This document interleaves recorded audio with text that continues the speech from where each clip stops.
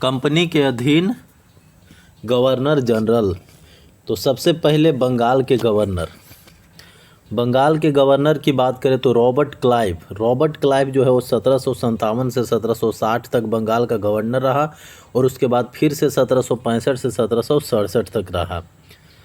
Robert Clive ने बंगाल में द्वैध शासन की व्यवस्था की। द्वैध शासन की व्यवस्था बंगाल में किसने किया? रॉबर्ट क्लाइव ने, जिसके तहत राजस्व वसूलने, सैनिक संरक्षण एवं विदेशी मामले जो है कंपनी के अधीन हो गई, जबकि शासन चलाने की जिम्मेदारी जो है वो नवाब के हाथों में चली गई। तो रॉबर्ट क्लाइव ने बंगाल में द्वैध शासन लगाया। राजस्व वसूलना, सैनिक का संरक्षण करना, विदेशी मामला देखना, ये सब जो काम है वो कंपनी के हाथ में चला गया और शासन चलाने का जो जिम्मेदारी है वो नवाब के हाथ में चला गया। रॉबर्ट क्लाइव ने मुगल सम्राट शाह आलम द्वितीय को इलाहाबाद की द्वितीय संधि के द्वारा कंपनी के संरक्षण में ले लिया था। मुगल सम्राट शाह आलम द्वितीय और रॉबर्ट क्लाइव के बीच में इलाहाबाद की संधि हुई थी 1765 में। रॉबर्ट क्लाइव ने बंगाल के समस्त क्षेत्र के लिए 2 उप दीवान, बंगाल के लिए मोहम्मद रजा खां को और बिहार के लिए राजा सिताब राय को नियुक्त किया था। बंगाल के नवाब कौन बनाए गए थे? मोहम्मद रजा खां। और रॉबर्ट क्लाइव द्वारा बिहार के नवाब बनाए गए थे राजा सिताब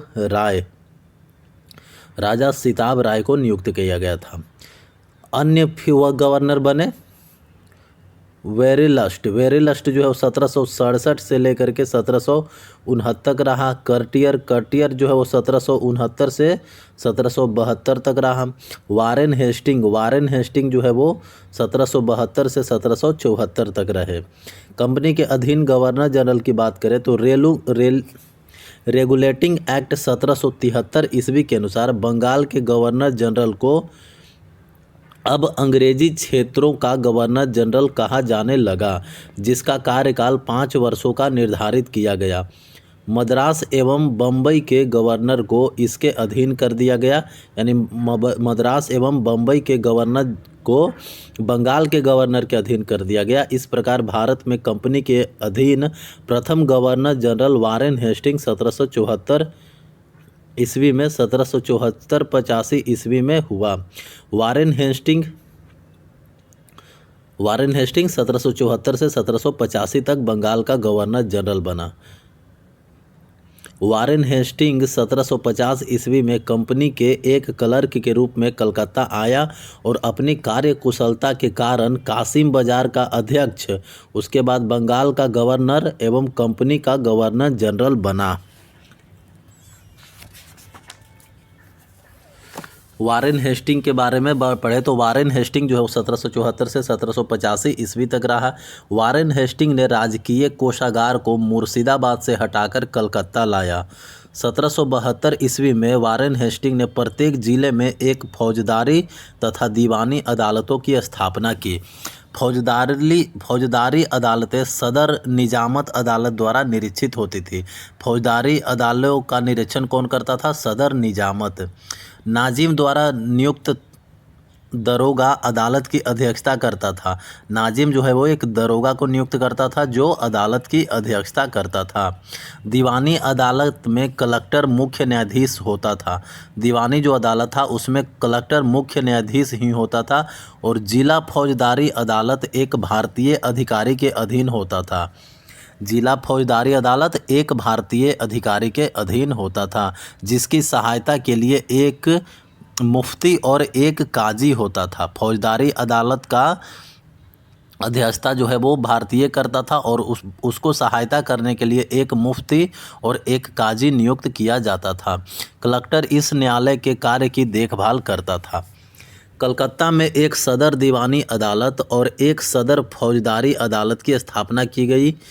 सदर दीवानी अदालत में कलकत्ता काउंसिल का सभापति और उसी काउंसिल का 2 सदस्य रायन और मुख्य कानूनगो की सलाह से नियुक्त करते थे।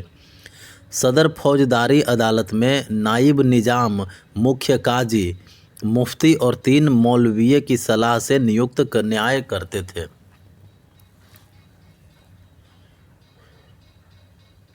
जिले की दीवानी और फौजदारी अदालतों के मुकदमे अंतिम निर्णय के लिए सदर अदालतों में भेजे जाते थे।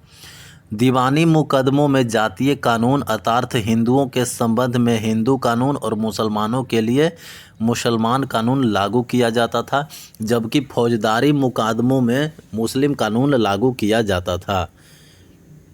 1772 में कोर्ट ऑफ डायरेक्टर्स ने द्वैध प्रणाली को समाप्त करने तथा कंपनी को बंगाल, बिहार तथा उड़ीसा प्रांत की शासन व्यवस्था का उत्तरदायित्व संभालने का आदेश दिया। 1772 में कोर्ट ऑफ डायरेक्टर्स ने द्वैध प्रणाली को समाप्त करने तथा कंपनी को बंगाल, बिहार तथा उड़ीसा प्रांत की शासन व्यवस्था का उत्तरदायित्व संभालने का आदेश दिया। वारेन हेस्टिंग ने दोनों उप दीवानों मोहम्मद रजा खां तथा राजा सिताब राय को पद से हटा दिया।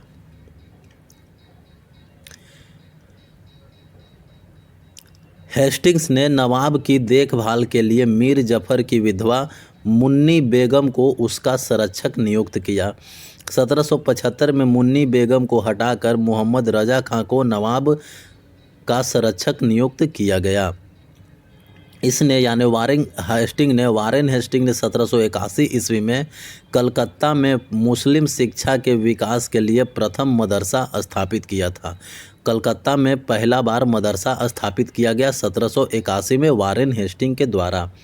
वारेन हेस्टिंग के समय 1782 ईस्वी में जोनाथन डंकन ने बनारस में संस्कृत विद्यालय की स्थापना की थी। संस्कृत विद्यालय की स्थापना जोनाथन डंकन ने बनारस में 1782 में किया था।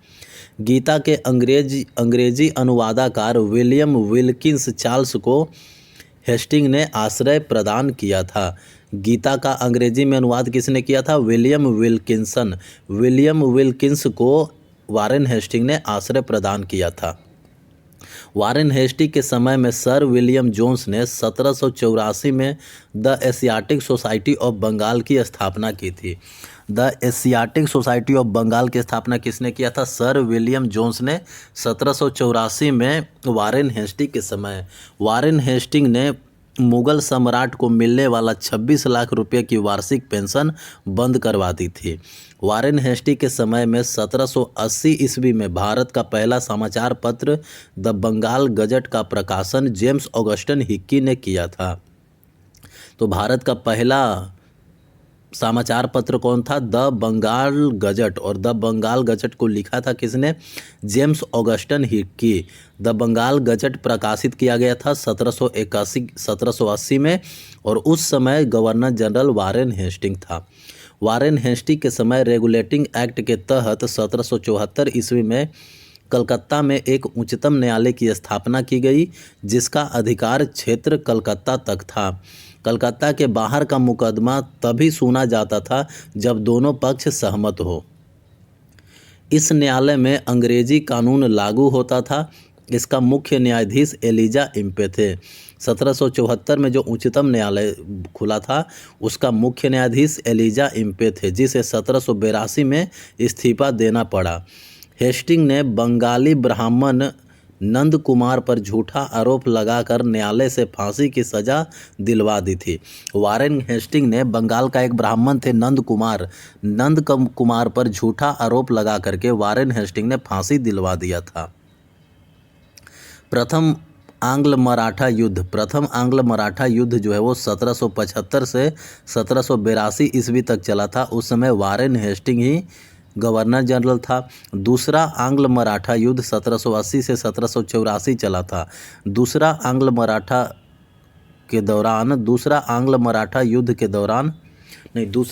मैसूर युद्ध के दौरान, पहला आंग्ल मराठा युद्ध के दौरान और दूसरा आंग्ल मैसूर युद्ध के दौरान वारेन हेस्टिंग ही गवर्नर जनरल था।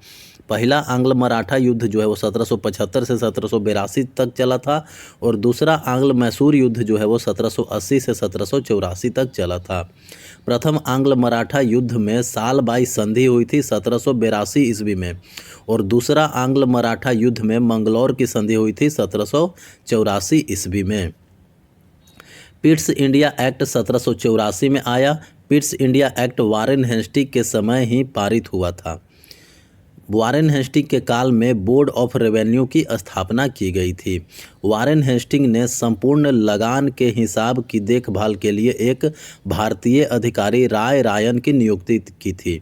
राय रायन जो है एक पद था जिसका काम था कि संपूर्ण लगान का हिसाब करना। इस पद को प्राप्त करने वाला पहला भारतीय दुर्लभ राय का पुत्र राजा राजवल्लभ था। राय रायन पद को प्राप्त करने वाला पहला व्यक्ति कौन था? तो दुर्लभ राय का पुत्र राय वल्लभ। पिट्स इंडिया एक्ट 1784 के विरोध में इस्तीफा देकर जब वारेन हेस्टिंग फरवरी 1785 ईस्वी में इंग्लैंड पहुंचा तो बर्क द्वारा उसके ऊपर महाभियोग लगाया गया, परंतु 1795 ईस्वी में इसे आरोप से मुक्त कर दिया गया। तो वारेन हेस्टिंग ने इस्तीफा दे दिया था 1785 में, और जब वह लंदन गया तो उस पर वारेन हेस्टिंग पे महाभियोग किसने लगाया था? वारेन हेस्टिंग पे भी महाभियोग लगाया था बर्क ने लगाया था। बर्क नोट 1786 में वारेन हेस्टिंग के जाने के पश्चात लगान परिषद का पुनर्गठन किया गया और एक नवीन अधिकारी मुख्य सरिस्तादार की नियुक्ति की गई, जिसका कार्य सभी कानूनगोओं के कागजों की देखभाल करना था। इस पद पर प्रथम नियुक्ति जेम्स ग्रांट की हुई। सुरक्षा प्रकोष्ठ की नीति रिंग ऑफ फेंस पॉलिसी जो था वो वारेन हेस्टिंग के द्वारा लाया गया था। सुरक्षा प्रकोष्ठ की नीति किसने लाया था? वारेन हेस्टिंग ने। सर जॉन मैकफर्सन जो है वो 1785 से 86 तक रहा। वारेन हेस्टिंग के बाद आया sir John Macpherson. Sir John Macpherson के समय इसे अस्थायी गवर्नर जनरल नियुक्त किया गया था। सर जॉन मैकफर्सन को अस्थायी गवर्नर जनरल नियुक्त किया गया था, इसीलिए यह 1785 से 86 तक रहा। और उसके बाद आया लॉर्ड कॉर्नवालिस, यानी वारेन हेस्टिंग के बाद गवर्नर जनरल कौन बना? Lord Cornwallis. लॉर्ड कॉर्नवालिस के समय में जिले के समस्त अधिकार कलेक्टर के हाथों में दे दिए गए थे। जिला का जो भी समस्त अधिकार था वह कलेक्टर के हाथ में दे दिया गया था। लॉर्ड कॉर्नवालिस ने भारतीय न्यायाधीशों से युक्त जिला फौजदारी अदालतों को समाप्त कर उसके स्थान पर 4 भ्रमण करने वाली अदालतें, जिनमें 3 बंगाल के लिए और 1 बिहार के लिए नियुक्त की। तो 4 भ्रमण करने वाली अदालतें का स्थापना लॉर्ड कॉर्नवालिस ने किया था, जिसमें से 3 बंगाल में था और 1 बिहार में था। लॉर्ड कॉर्नवालिस ने 1793 ईस्वी में प्रसिद्ध कॉर्नवालिस कोड का निर्माण करवाया। कॉर्नवालिस कोड का निर्माण 1793 में हुआ, जो शक्तियों के पृथक्करण सिद्धांत पर आधारित था। उसका सिद्धांत क्या था? शक्तियों के पृथक्करण। पुलिस कर्मचारियों के वेतन में वृद्धि के साथ ही ग्रामीण क्षेत्रों में पुलिस अधिकार प्राप्त जमींदारों को इस अधिकार से वंचित कर दिया गया। कंपनी के कर्मचारियों के व्यक्तिगत व्यापार पर प्रतिबंध लगा दिया। अब कंपनी के कर्मचारी जो है वो व्यक्तिगत व्यापार नहीं कर सकते हैं, इसका प्रतिबंध लगाया लॉर्ड कॉर्नवालिस ने। जिला में पुलिस थाना की स्थापना कर एक दरोगा को इसका इंचार्ज बनाया। भारतीयों के लिए सेना में सूबेदार, जमादार, प्रशासनिक सेवा में मुंसिफ, सदर, अमीन या डिप्टी कलेक्टर से ऊंचा पद नहीं दिया जाता था। यानी भारतीयों को पुलिस के सेना में सूबेदार का पद या फिर जमादार का पद या प्रशासनिक सेवा में मुंसिफ का पद या सदर का पद, अमीन या डिप्टी कलेक्टर से ऊंचा पद नहीं दिया जाता था। तो भारतीय जो है वो सेना में बहुत तो सूबेदार बन सकते हैं या जमादार बन सकते हैं। प्रशासनिक सेवा में वो मुंसिफ बन सकते हैं, सदर बन सकते हैं या अमीन या डिप्टी कलेक्टर बन सकते हैं, इससे ऊंचा पद नहीं। कॉर्नवालिस ने 1793 ईस्वी में अस्थाई बंदोबस्त पद्धति लागू किया। अस्थाई बंदोबस्त पद्धति 1793 में कॉर्नवालिस के द्वारा लागू किया गया, जिसके तहत जमींदारों को भू राजस्व का लगभग 90% यानी 10/11 भाग जो है वो कंपनी को तथा लगभग 10% यानी 1/11 भाग अपने पास रखना होता था। अस्थाई बंदोबस्त में जो जमींदार होते थे उनको 10/11 भाग कंपनी को दे देना होता था और 1/11 भाग अपने रखते थे। अस्थाई बंदोबस्त किसके द्वारा लागू किया गया था? अस्थाई बंदोबस्त कॉर्नवालिस के द्वारा 1793 में लागू किया गया था। अस्थाई बंदोबस्त की योजना जॉन शोर ने बनाई थी। अस्थाई बंदोबस्त की योजना किसने बनाई थी? जॉन शोर ने। इसे बंगाल, बिहार, उड़ीसा, बनारस एवं मद्रास के उत्तरी जिलों में लागू की गई। इसमें जमींदार भू राजस्व की दर तय करने के लिए स्वतंत्र थे। कॉर्नवालिस को भारत में नागरिक सेवा का जनक माना जाता है। कॉर्नवालिस को भारत में नागरिक सेवा का जनक माना जाता है। तो अस्थाई बंदोबस्त जॉन शोर ने बनाया था और कॉर्नवालिस ने लागू किया था। इसीलिए जॉन शोर जो है वो कॉर्नवालिस के बाद गवर्नर जनरल बनता है। सर जॉन शोर जो है वो 1793 से 1798 तक के लिए गवर्नर जनरल बना और इसने सर जॉन शोर ने अहस्तक्षेप की नीति अपनाया था। जॉन शोर ने अहस्तक्षेप की नीति अपनाया। सर जॉन शोर के बाद आया लॉर्ड वेलेजली, यानी वारेन हेस्टिंग के बाद आया लॉर्ड कॉर्नवालिस, लॉर्ड कॉर्नवालिस के बाद आया sir John Shore, sir John Shore के बाद आया लॉर्ड वेलेजली। लॉर्ड वेलेजली जो है वो 1798 से 1805 ईस्वी तक रहा। वेलेजली ने सहायक संधि की पद्धति शुरू की थी। सहायक संधि की पद्धति वेलेजली ने शुरू किया। भारत में सहायक संधि का प्रयोग वेलेजली से पूर्व फ्रांसीसी गवर्नर डुप्ले ने किया था। यानी वेलेजली से भी पहले सहायक संधि का प्रयोग किसने किया था? फ्रांसीसी गवर्नर डुप्ले ने। सहायक संधि स्वीकार करने वाला कौन कौन था? सबसे पहले तो हैदराबाद सहायक संधि स्वीकार किया था 1798 ईस्वी में ही। हैदराबाद जो है वो सहायक संधि 1798 ईस्वी में ही स्वीकार कर लिया था। हैदराबाद के बाद मैसूर ने स्वीकार किया 1799 में। तंजौर ने स्वीकार किया अक्टूबर 1793। सहायक संधि अवध ने स्वीकार किया 1801 में। पेशवा स्वीकार किया दिसंबर 1802 में। बरार एवं भोसले ने स्वीकार किया 1803 ईस्वी में। सिंधिया ने स्वीकार किया 1804 ईस्वी में। और अन्य सहायक संधि स्वीकार करने वाले राज्य थे जोधपुर, जयपुर, मच्छेड़ी, बूंदी एवं भरतपुर। तो सबसे पहले सहायक संधि स्वीकार किया था हैदराबाद 1758 में। हैदराबाद के बाद मैसूर ने किया, मैसूर के बाद तंजौर, तंजौर के बाद अवध, अवध के बाद पेशवा, पेशवा के बाद बरार एवं भोसले के बाद सिंधिया ने स्वीकार किया। इंदौर के होलकरों ने सहायक संधि स्वीकार नहीं किया था। इंदौर के जो होलकर थे वो लोग जो है वो सहायक संधि स्वीकार नहीं किए थे। टीपू सुल्तान चौथे आंग्ल मैसूर युद्ध के दौरान 1799 में मारा गया था। टीपू सुल्तान जो है वो चौथे आंग्ल मैसूर युद्ध के समय मारा गया था। उस समय गवर्नर जनरल वेलेजली था। वेलेजली ने 1800 ईस्वी में कलकत्ता में नागरिक सेवा में भर्ती किए गए युवकों को प्रशिक्षित करने के लिए फोर्ट विलियम कॉलेज की स्थापना की, जो 1854 तक अंग्रेजी को भारतीय भाषाओं की शिक्षा देने के लिए चलता रहा। अंग्रेज़ों को भारतीय भाषाओं की शिक्षा देने के लिए चलता रहा। तो कलकत्ता में नागरिक सेवा में भर्ती किए गए युवकों को प्रशिक्षित करने के लिए फोर्ट विलियम कॉलेज बनाया गया। फोर्ट विलियम कॉलेज किसके समय? वेलेजली के समय बनाया गया। और फोर्ट विलियम कॉलेज में अंग्रेज़ों को शिक्षा दिया जाता था भारतीय भाषा के बारे में। नोट: 1806 में भारत भेजे जाने वाले प्रशासकीय अधिकारियों की शिक्षा और प्रशिक्षण के लिए हेलेबरी में एक ईस्ट इंडिया कॉलेज खोला गया, जहां नवयुवक प्रशासकीय अधिकारियों को 2 वर्ष का प्रशिक्षण देने की व्यवस्था की गई। वेलेजली स्वयं को बंगाल का शेर कहता था वेलेजली। लॉर्ड कॉर्नवालिस का 1805 ईस्वी में दूसरा कार्यकाल शुरू हुआ, परंतु शीघ्र ही उसकी मृत्यु हो गई। लॉर्ड वेलेजली के बाद 1805 में दोबारा लॉर्ड कॉर्नवालिस का कार्यकाल शुरू हुआ, लेकिन उसकी तुरंत मृत्यु हो गई। सर जॉर्ज बार्लो जो है वो 1805 से 1807 ईस्वी तक रहा। सर जॉर्ज बार्लो 1806 में वेल्लोर में हुई सिपाही विद्रोह जो वेल्लोर में हुई थी वो जॉर्ज बार्लो के समय ही हुई थी।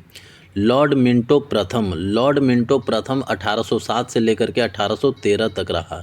लॉर्ड मिंटो प्रथम जो है वो 1807 से लेकर के 1813 तक रहा। लॉर्ड मिंटो प्रथम के काल में रणजीत सिंह एवं अंग्रेज के बीच 25 अप्रैल 1809 ईस्वी को अमृतसर की संधि हुई थी।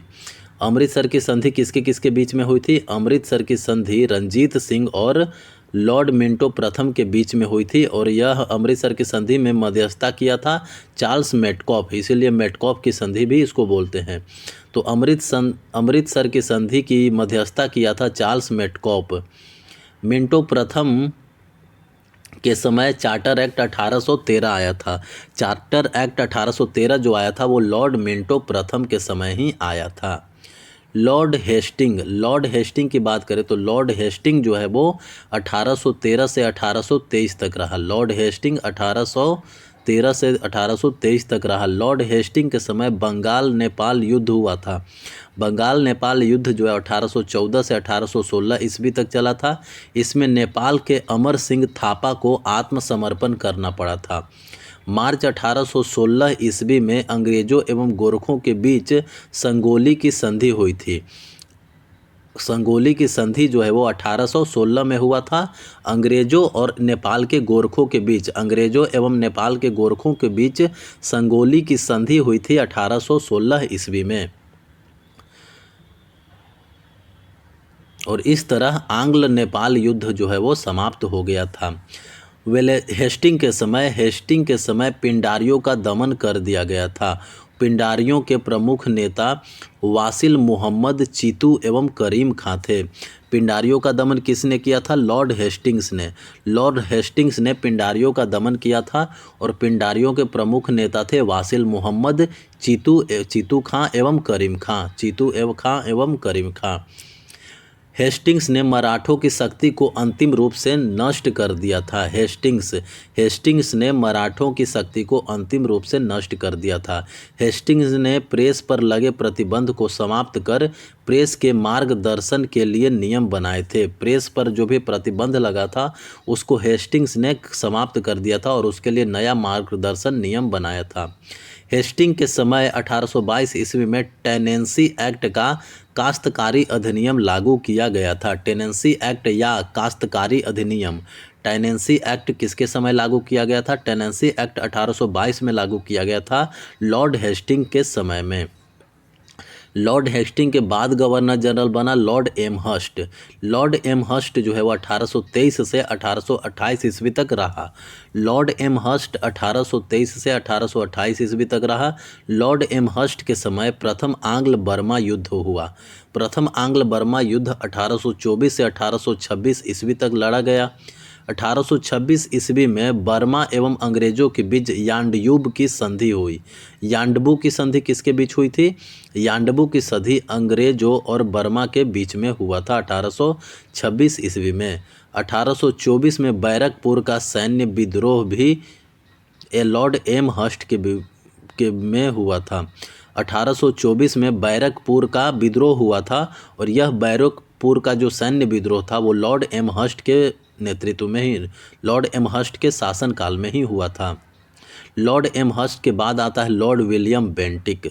लॉर्ड विलियम बेंटिक जो है वो 1828 से 1835 ईस्वी तक रहता है। लॉर्ड विलियम बेंटिक 1828 से 1835 ईस्वी तक रहता है। 1803 ईस्वी में यह मद्रास का गवर्नर था। 1803 ईस्वी में लॉर्ड विलियम बेंटिक जो है वो मद्रास का गवर्नर था।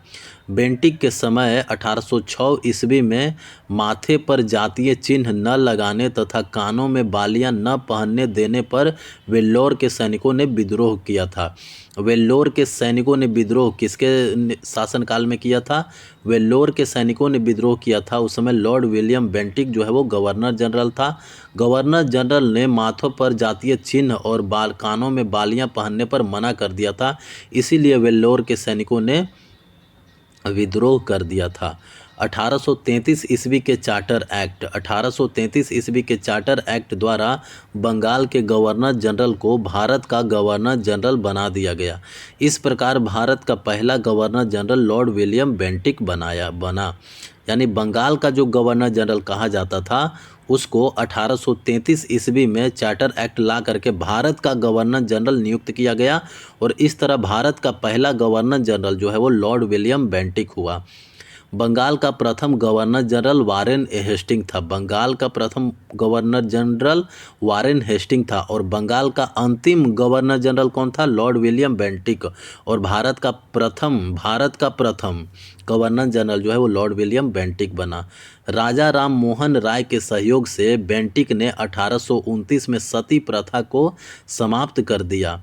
सती प्रथा को समाप्त किसने किया? लॉर्ड विलियम बेंटिक ने राजा राम राय के सहयोग से 1829 में। बेंटिक ने सती प्रथा के खिलाफ कानून बनाकर 1829 में धारा 17 के द्वारा विधवाओं के सती होने को अवैध घोषित कर दिया गया। नोट: अकबर और मराठा पेशवाओं ने भी सती प्रथा पर रोक लगाने का प्रयास किया। अकबर और मराठा पेशवाओं ने भी सती प्रथा पर रोक लगाने का प्रयास किया था। बेंटिक ने कर्नल स्लीमैन की सहायता से 1803 ईस्वी तक ठगी प्रथा को समाप्त कर दिया।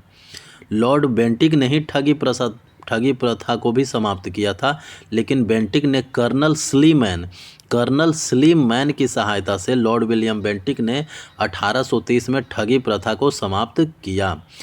सती प्रथा 1829 में समाप्त हुआ और ठगी प्रथा 1830 में समाप्त हुआ। सती प्रथा में सहयोग किए थे राजा राम मोहन राय और ठगी प्रथा में सहयोग किए थे कर्नल स्लीमैन।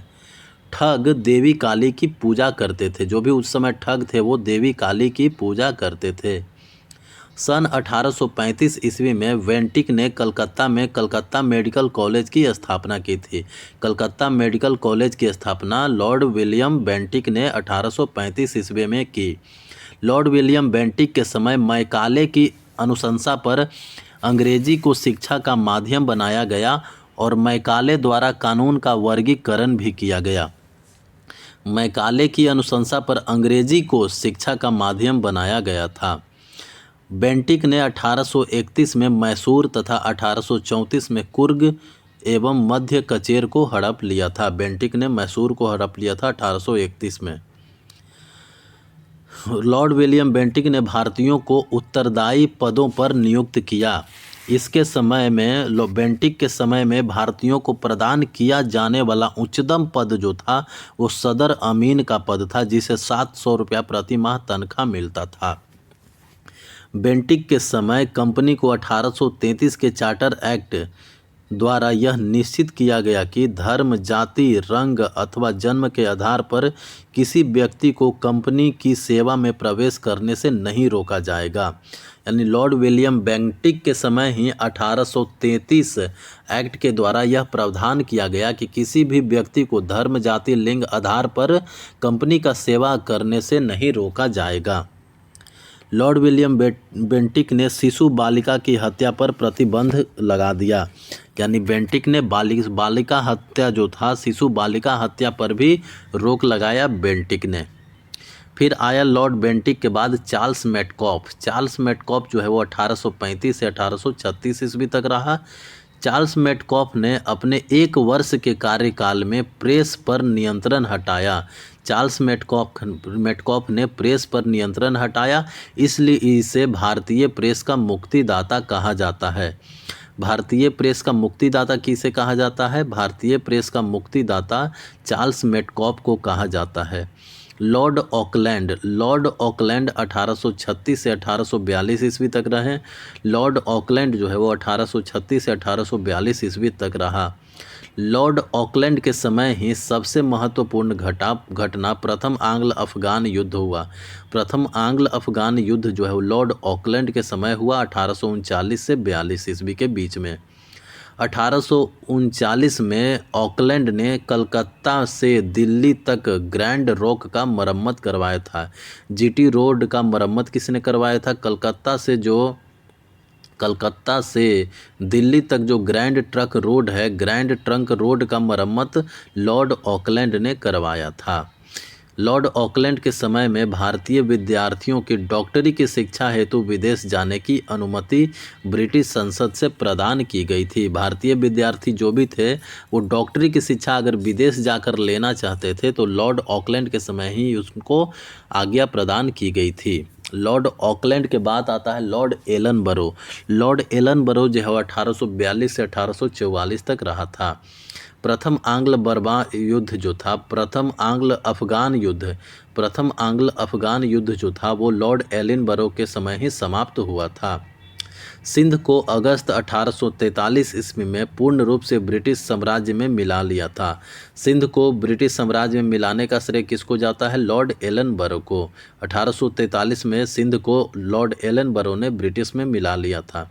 सिंध विजय के विषय में नेपियर का कथन है कि वह अफगानी तूफान की पूंछ थी।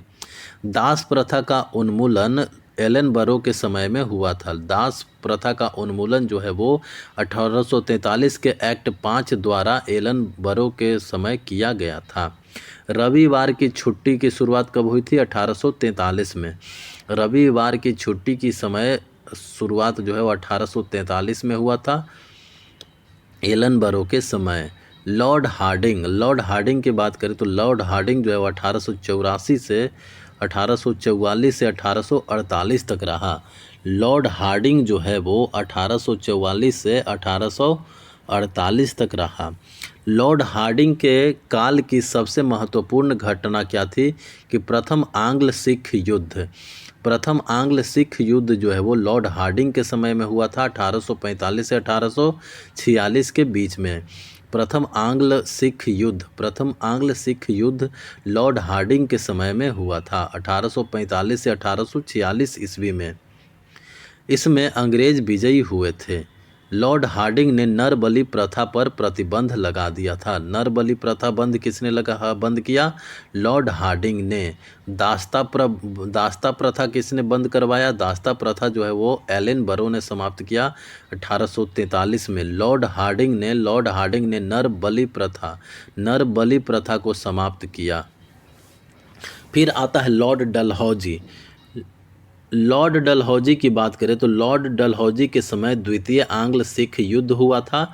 द्वितीय आंग्ल सिख युद्ध जो है वो 1848 से 1849 ईस्वी तक चला तथा पंजाब का ब्रिटिश शासन में विलय 29 मार्च 1849 ईस्वी को हो गया।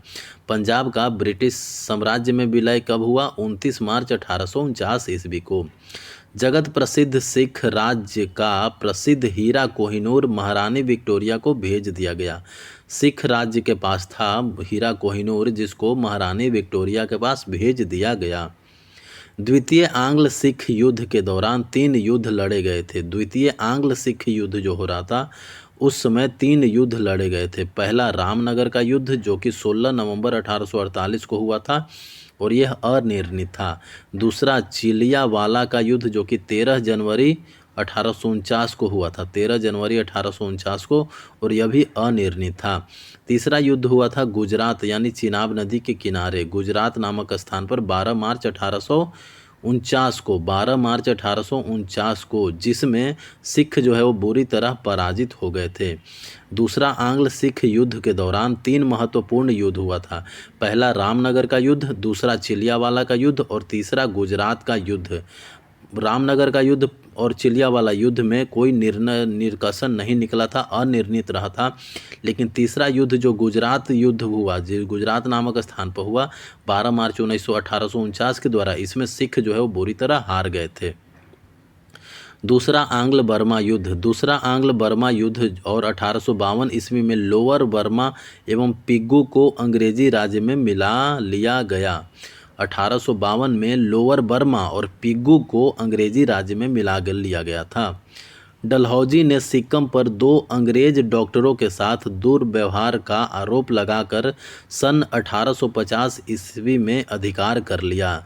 डलहौजी में सिक्किम पर अधिकार कैसे कर लिया था? तो सिक्किम के 2 डॉक्टर थे, उन पे दुर्व्यवहार का आरोप लगाकर ही डलहौजी ने सिक्किम को 1850 ईस्वी में अपने अधिकार में ले लिया। 1852 ईस्वी में एक इनाम कमीशन की स्थापना हुई। इनाम कमीशन की स्थापना कब हुई? 1852 में। 1852 में एक इनाम कमीशन की स्थापना हुई और इस इनाम कमीशन का उद्देश्य था भूमि कर रहित जागीरों का पता करके उन्हें छीनना। भूमि कर रहित जागीरों को पता करके उनसे छीनना काम था इनाम कमीशन का। डलहौजी का शासनकाल उसके व्यापगत सिद्धांत डलहौजी का जो शासनकाल है उसके व्यापगत सिद्धांत डॉक्ट्राइन ऑफ लैप्स के कारण अधिक याद किया जाता है। डॉक्ट्राइन ऑफ लैप्स के लिए कौन जाना जाता है? लॉर्ड डलहौजी। व्यापगत सिद्धांत यानी डॉक्ट्राइन ऑफ लैप्स के नीति के तहत अंग्रेजी साम्राज्य में विलय करने वाले राज्य थे सबसे पहले सतारा जो है वो डॉक्ट्राइन ऑफ लैप्स व्यापगत सिद्धांत जो है वो सबसे पहले एक्सेप्ट किया। उसके बाद जैतपुर, बुंदेलखंड और संभलगढ़ उड़ीसा वाला क्षेत्र 1849 में। उसके बाद बघाट, हिमाचल प्रदेश के बघाट 1850 में। उसके बाद मध्य प्रदेश का उदयपुर 1852 में और झांसी 1853 में और नागपुर 1854 में। डॉक्ट्राइन ऑफ लैप्स जो है वो 1854 में नागपुर ने स्वीकार किया और झांसी ने 1853 में स्वीकार किया। 1856 में अवध को कुशासन का आरोप लगाकर अंग्रेजी राज्य में मिला लिया गया और उस समय अवध का नवाब जो है वो वाजिद अली शाह थे। कुशासन का आरोप लगा करके ब्रिटिश साम्राज्य में किसको मिलाया गया था? अवध को। कुशासन का आरोप लगा करके अवध को ब्रिटिश साम्राज्य में मिला लिया गया था। 1856 में किसने मिलाया था अवध को ब्रिटिश साम्राज्य में? डलहौजी ने और उस समय अवध का नवाब थे वाजिद अली शाह। 18वीं शताब्दी में अवध राज्य का संस्थापक कौन थे? सादत खां जो है वो अवध राज्य का स्थापना किया था। 1856 ईस्वी में डलहौजी ने तोप खाने के मुख्यालय को कलकत्ता से मेरठ स्थानांतरित किया और सेना का मुख्यालय शिमला में स्थापित किया। तोप खाना जो था उसको कलकत्ता से मेरठ स्थानांतरित किया और जो सेना का मुख्यालय था उसको शिमला में स्थानांतरित किया। शिक्षा संबंधी सुधारों में डलहौजी ने 1854 ईस्वी के वुड डिस्पैच को लागू किया। वुड डिस्पैच जो है वो शिक्षा संबंधी सुधार करने के लिए डलहौजी ने 1854 में लागू किया। वुड डिस्पैच के अनुसार जिलों में एंग्लो वर्नाक्यूलर स्कूल, प्रमुख नगरों में सरकारी कॉलेजों तथा लॉर्ड कैनिंग के समय में 1857 ईस्वी में 3 प्रेसिडेंसी कलकत्ता, मद्रास एवं बम्बई में एक विश्वविद्यालय स्थापित किए गए एवं साथ ही प्रत्येक प्रदेश में एक शिक्षा निवेदक नियुक्त किया गया। डलहौजी को भारत में रेलवे का जनक माना जाता है। भारत में रेलवे का जनक किसे माना जाता है? लॉर्ड डलहौजी को। डलहौजी को रेलवे का जनक माना जाता है। इसी के समय डलहौजी के समय भारत में पहली बार 16 अप्रैल 1853 को डलहौजी के समय में भारत में पहली बार बम्बई से थाने के बीच 34 किलोमीटर लंबा रूट पर प्रथम रेल चलाया गया। तो पहला रेल जो है वो बम्बई से थाने के बीच में चला था, 16 अप्रैल 1853 को चला था और भारतीय रेलवे का जनक माना जाता है लॉर्ड डलहौजी को।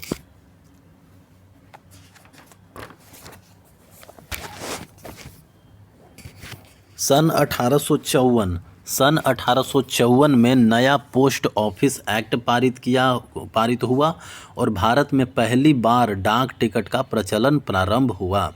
तो नया पोस्ट ऑफिस एक्ट कब आया था? पोस्ट ऑफिस एक्ट जो है वो 1854 में आया था। पोस्ट ऑफिस एक्ट 1854 में आया था और पहली बार डाक टिकट का प्रचलन प्रारंभ हुआ। डलहौजी ने पृथक रूप से भारत में पहली बार सार्वजनिक निर्माण विभाग की स्थापना की थी। सार्वजनिक निर्माण विभाग की स्थापना डलहौजी ने ही की थी भारत में।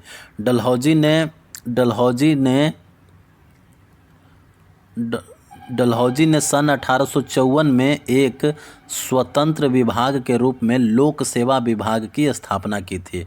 लोक सेवा का विभाग की स्थापना किसने किया था? डलहौजी ने 1854 में। डलहौजी के समय में 1853 में कलकत्ता एवं आगरा के बीच पहली बार बिजली से संचालित तार सेवा शुरू की गई थी। डलहौजी के समय ही 1853 में कलकत्ता एवं आगरे के बीच पहली बार बिजली से संचालित तार सेवा जो है वो शुरू किया गया था। डलहौजी ने शिमला को ग्रीष्मकालीन राजधानी बनाया हुआ था। डलहौजी जो है वो शिमला को ग्रीष्मकालीन राजधानी बनाया हुआ था।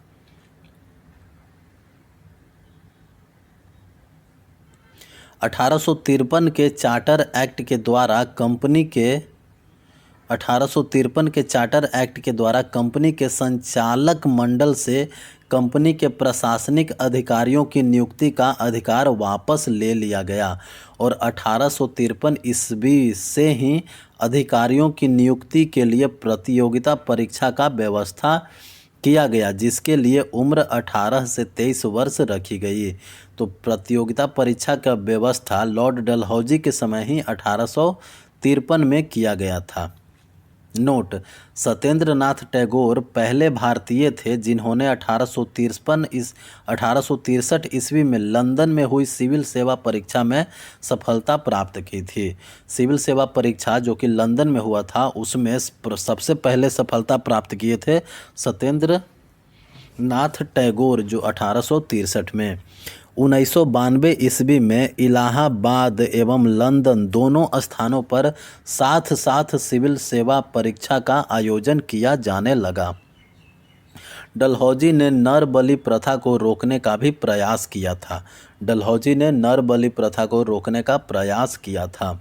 लॉर्ड डलहौजी के बाद आता है लॉर्ड कैनिंग जो 1856 से 1862 तक रहा। 1856 से 1862 तक भारत में रहा लॉर्ड कैनिंग भारत में कंपनी द्वारा नियुक्त अंतिम गवर्नर जनरल था।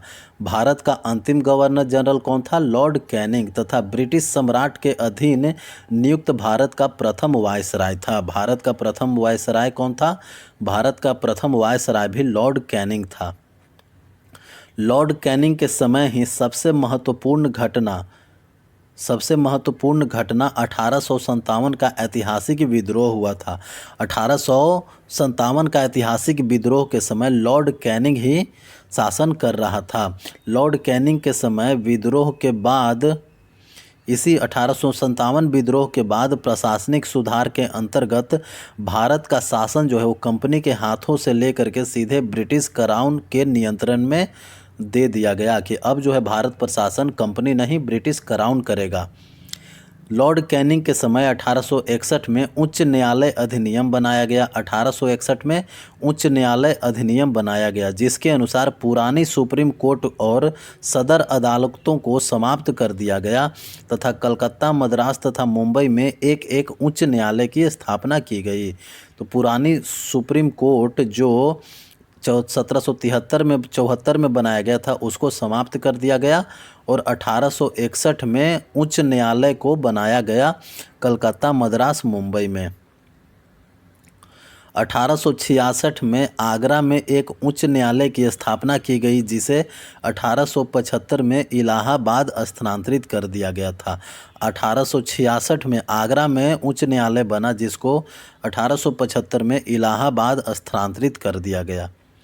लॉर्ड कैनिंग के समय में ही 1856 ईस्वी में विधवा पुनर्विवाह अधिनियम स्वतंत्र रूप से लागू हुआ था। विधवा पुनर्विवाह अधिनियम कब आया था? विधवा पुनर्विवाह अधिनियम जो है वो 1856 में आया था और ये लॉर्ड कैनिंग के द्वारा लाया गया था। भारत में पहली कानूनी विधवा विवाह कलकत्ता में 7 दिसंबर 1856 ईस्वी को ईश्वर चंद्र विद्यासागर की प्रेरणा और देखभाल में संपन्न हुई थी। प्रथम विधवा विवाह जो है वो 7 दिसंबर 1856 ईस्वी को ईश्वर चंद्र विद्यासागर की प्रेरणा और देखरेख में संपन्न हुआ। 1856 में पैतृक संपत्ति से संबंधित जो कानून बनाया गया उसके अनुसार यह निश्चित किया गया कि धर्म परिवर्तन करने पर भी किसी व्यक्ति को उसकी पैतृक संपत्ति से वंचित नहीं किया जाएगा। धर्म परिवर्तन करने पर भी किसी व्यक्ति को उसके पैतृक संपत्ति से वंचित नहीं किया जाएगा। यह नियम आया था 1856 में। 1857 में लॉर्ड कैनिंग के समय ही महालेखा परीक्षा पद का सृजन किया गया। महालेखा परीक्षक पद का सृजन जो है वो लॉर्ड कैनिंग के समय 1857 में हुआ, जो स्वतंत्रता के बाद नियंत्रक एवं महालेखा परीक्षक कहलाया। भारत शासन अधिनियम 1858 ईस्वी के तहत मुगल सम्राट के पद को समाप्त कर दिया गया। मैकाले द्वारा प्रारूपित दंड संहिता को 1858 ईस्वी में कानून बना दिया गया तथा 1859 में अपराध विधान संहिता लागू किया गया। अपराध विधान संहिता लागू कब किया गया था? 1859 में। और मैकाले जो दंड संहिता बनाया था उसको 1858 ईस्वी में कानून बना दिया गया था। व्यपगत सिद्धांत यानी डॉक्ट्राइन ऑफ लैप्स यानी राज्य विलय की नीति को समाप्त कर दिया गया। 1861 ईस्वी में इंडियन काउंसिल एक्ट पारित हुआ तथा पोर्टफोलियो प्रणाली लागू की गई। तो लॉर्ड कैनिंग के बाद आता है लॉर्ड एलिग्न। लॉर्ड एलिग्न ने वहाबी आंदोलन का दमन किया। वहाबी आंदोलन का किसने दमन किया? वहाबी आंदोलन का दमन लॉर्ड एलिग्न ने किया। 1863 ईस्वी में धर्मशाला जो कि हिमाचल प्रदेश है, धर्मशाला में लॉर्ड एलिग्न की मृत्यु हो गई। लॉर्ड लॉरेंस की बात करें तो लॉर्ड लॉरेंस जो है वो 1864 से 1869 तक रहा। लॉर्ड लॉरेंस 1864 से 1869 तक रहा। 1865 ईस्वी में भूटान ने ब्रिटिश साम्राज्य पर आक्रमण कर लिया। भूटान ने ब्रिटिश साम्राज्य पर आक्रमण कर दिया 1865 ईस्वी में। अफगानिस्तान के संबंध में भूटान ने अहस्तक्षेप की नीति अपनाई, जिसे शानदार निष्क्रियता के नाम से जाना जाता है। 1865 में भूटान ने ब्रिटिश राज्य पर आक्रमण किया। अफगानिस्तान के संबंधों में इसने यानी भूटान ने अहस्तक्षेप की नीति अपनाई, जिसे शानदार निष्क्रियता के नाम से जाना जाता है। लॉरेंस के समय उड़ीसा में सन 1866 में तथा बुंदेलखंड एवं राजपूताना में 1868-69 में भीषण अकाल पड़ा था। लॉरेंस ने हेनरी कैंपवेल के नेतृत्व में एक अकाल आयोग का गठन किया था। हेनरी